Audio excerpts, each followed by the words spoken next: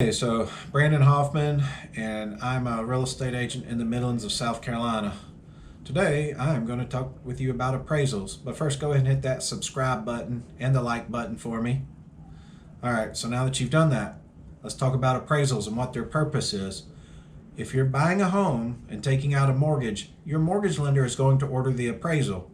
The reason they do that is your house is collateral.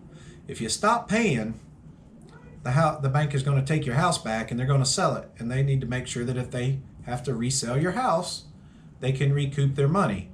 So that's all they're doing. When the appraiser goes out, they're not trying to tell you what they think the house is actually worth or how much it should sell for.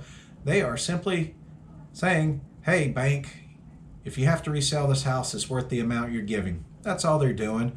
So it's very common for us to see the appraised value coming either right at sales price or very, very close to your sales price within a few $1,000s. If they come in too high, then even if you're getting an awesome deal on the home, sometimes the lender thinks, hey, what's going on here? There's a big difference between what they're buying it for and what the house is worth. They might order a second appraisal, flag that appraisal for a review to try to figure out why you're getting such a good deal. So that's kind of how appraisals work. In a increasing market, prices are going up. It's actually harder for an appraiser to justify the numbers, even if they factor in appreciation, because what they're doing is looking at homes that sold within the last 6 months typically. So if prices are going up, what that home sold for 6 months ago might not be relevant today, but that's the data they have to work off of.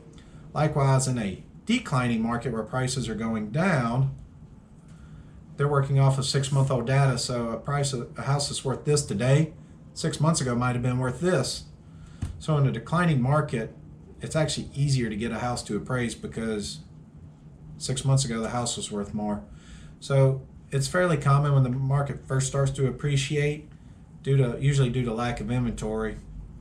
That's where we see appraisals come in short.